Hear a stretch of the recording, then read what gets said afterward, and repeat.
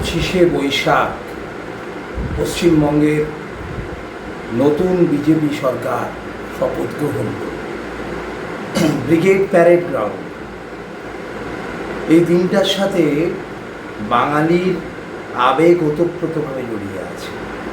শিশু যেমন দেয়াল ধরে ধরে হাঁটতে শিখে, আমরা সেরকম রবীন্দ্রনাথকে ধরে ধরে বড় হয়েছি। এই দিনে রবীন্দ্রনাথের পরিবারের লোকজনকে আমন্ত্রণ জানিয়ে যখন মাননীয় প্রধানমন্ত্রী এবং মাননীয় মুখ্যমন্ত্রী ব্রিগেডে রবীন্দ্রনাথের গলায় মালা দিল,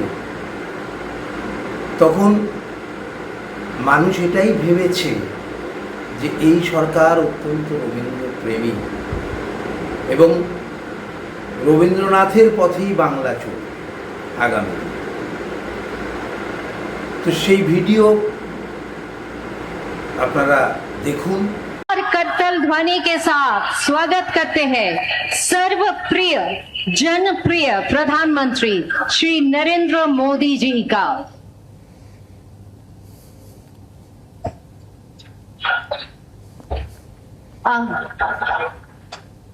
आज गुरुदेव रविंद्रनाथ टैगोर का पुण्य जन्मदिन।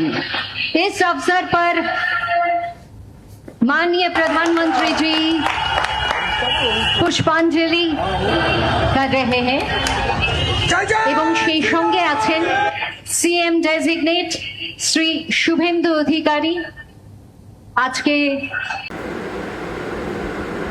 দেখলেন ভিডিওতে স্পষ্ট দেখলেন মুখ্যমন্ত্রী এবং মাননীয় প্রধানমন্ত্রী মাল্যদান করলেন রবীন্দ্রনাথ, এবং তখন জয় শ্রীরাম ধ্বনিও উঠল।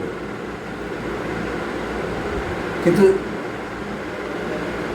আমি আপনাদের এইসব দেখে বাঙালি ভাবতেই পারে যে রবীন্দ্রনাথের পথে মুখ্যমন্ত্রী আগামী দিনে চলবেন, তার চিন্তাকে বহন করে নিয়ে চলবেন, তার বক্তব্যগুলোকেই পালন করা হবে।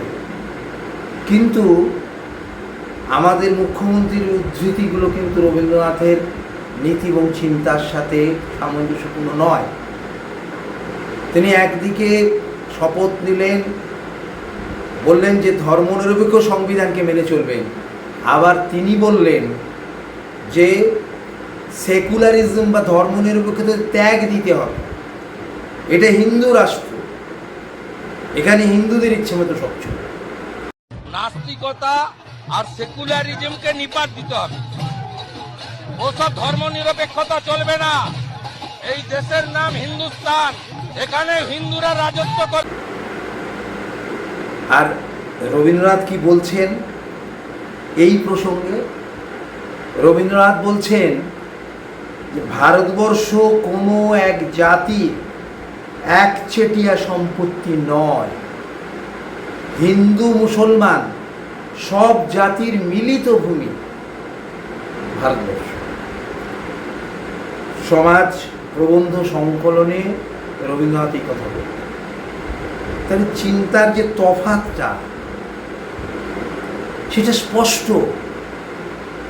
এবং দিলীপ বাবু, যিনি মন্ত্রিসভায় আছেন, তিনি বলছেন যে সম্প্রীতি ভম্প্রীতি এসব চলবে না।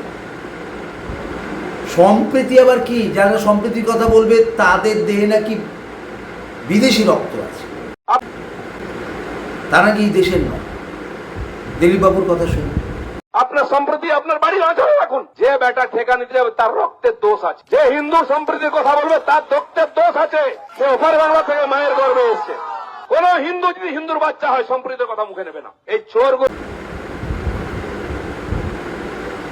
রবীন্দ্রনাথ কি বলছেন?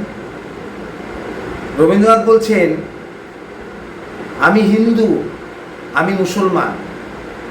একথা শুনতে শুনতে কান ঝালাপালা হয়ে গেল। কিন্তু আমি মানুষ, একথা কাহাকেও বলতে শুনি না। যারা মানুষ নয় তারা হিন্দু হোক আর মুসলমান হোক, তাদের দিয়ে জগতের কোনো লাভ নেই।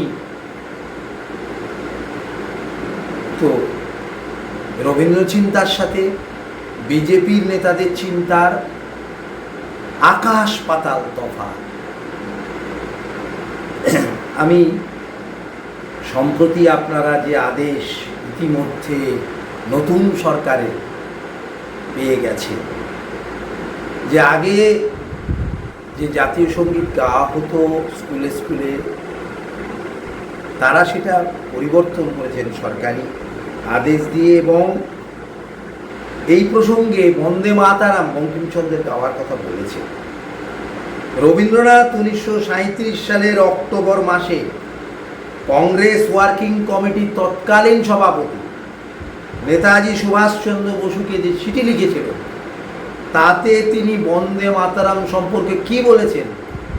তিনি বলেছেন যে সমগ্র গানটির মধ্যে হিন্দু দেবদেবীর নাম এমনভাবে জড়িত যে উহা এক বিশেষ ধর্মের স্তোত্ররূপে গণ্য হইতে বাধ্য, এবং সেই কারণে উহা সর্বসাধারণের ব্যবহার্য জাতীয় সঙ্গীত হইবার অযোগ্য।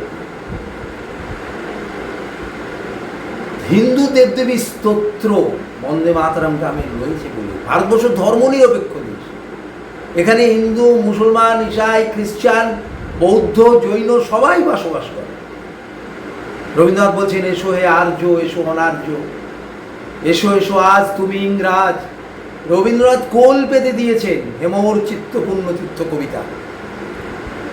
তো সেই দেশে তিনি আপত্তি করেছিলেন, কিন্তু বিজেপি ধর্মীয় কারণে এটা কি আমাদের জাতীয় সঙ্গীত হিসেবে স্কুলে স্কুলে গাওয়া চাইছে। তো আমার শেষ কথা দিয়ে শেষ করব, আজকে যারা রবীন্দ্র বিদ্বেষী চিন্তায়, রবীন্দ্রনাথের বিরোধী, রবীন্দ্রনাথের বিপরীত তাদের আচরণ, তারাই আজকে রবীন্দ্রনাথের গলায় মালা দিচ্ছে, সবচেয়ে বড় রবীন্দ্র প্রেমী সাজছে। লেনিন বলেছিলেন, বুর্জোয়ারা মনীষীদের মূর্তিতে মালা দেয়, পুজো করে, কিন্তু তাদের নীতি প্রচার করে না।